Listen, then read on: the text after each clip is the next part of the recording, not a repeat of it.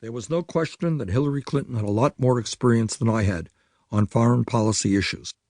But that did not mean that her foreign policy record or judgment was better than mine. It wasn't.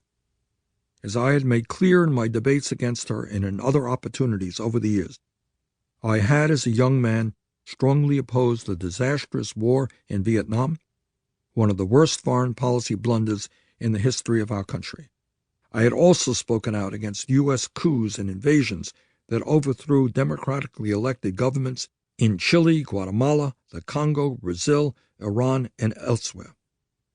As a freshman congressman in 1991, I voted against the first Persian Gulf War, which laid the groundwork for our future involvement in the Gulf. In one of my earlier speeches in Congress, I went to the House floor and said, despite the fact that we are now aligned with such Middle Eastern governments, such as Syria, a terrorist dictatorship, Saudi Arabia and Kuwait, feudalistic dictatorships, and Egypt, a one-party state that receives $7 billion in debt forgiveness to wage this war with us, I believe that in the long run, the action unleashed last night will go strongly against our interest in the Middle East. Clearly, the United States and allies will win this war, but the death and destruction caused will, in my opinion, not be forgotten by the poor people of the Third World and the people of the Middle East in particular. I fear that one day we will regret that decision and that we are in fact laying the groundwork for more and more wars in that region for years to come. Not a bad analysis for a freshman congressman. In 2003, I did everything I could to prevent George W. Bush's invasion of Iraq, a war that Clinton supported. In one debate, when Hillary Clinton cited Henry Kissinger as a friend and mentor, I suggested that he was a terrible Secretary of State, a war criminal, and would play no role in a Sanders administration. The first Iraq war did lay the groundwork for more wars to come. This, of course, is the result of U.S. foreign policy meddling, in particular in the Middle East. As part of our Cold War efforts, we overthrew the democratically elected Prime Minister of Iran, Mohammad Mossadegh, in 1953 and installed the Shah, a brutal dictator. This led to the Islamic Revolution, the rise of Ayatollah Khomeini, the taking of hostages at the U.S. Embassy, and our current hostile relationship with Iran.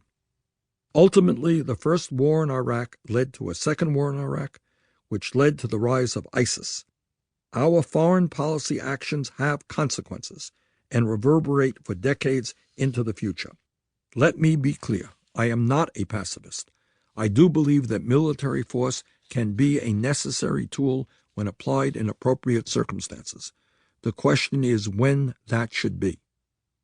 From my time as mayor of Burlington, I believed it was critical that Americans reach out and play a constructive role in the world community. That is why, as mayor, I did what very few mayors do, develop a municipal foreign policy under the banner of Think Globally, Act Locally. I traveled to Nicaragua to oppose U.S. efforts to overthrow the Sandinista government and help create a sister city relationship with a town there called Puerto Cabezas. Along with a delegation of Burlingtonians, I also visited what was then the Soviet Union and helped establish a sister city program there with Yaroslavl. I believe then and believe today that people reaching out to people, forming bonds and connecting, is the beginning of understanding and peace. I will never forget high school students from Yaroslavl, part of a country that was then our major enemy, walking in a Burlington park with kids from Vermont. They were having a great time. It was hard to tell the kids from our quote-unquote enemy country from the locals. As the summer approached, I received an invitation to speak at Westminster College in Fulton, Missouri, on September 21st, 2017, when I would also receive an honorary degree. This tiny university has a unique place in history as the site of Winston Churchill's famous Iron Curtain speech. Following that speech, a parade of world leaders have visited the college to share their thoughts, including Harry Truman, George H.W. Bush, and Margaret Thatcher. I accepted the very kind invitation from Westminster College because it presented a unique opportunity to lay out what I meant by a progressive foreign policy.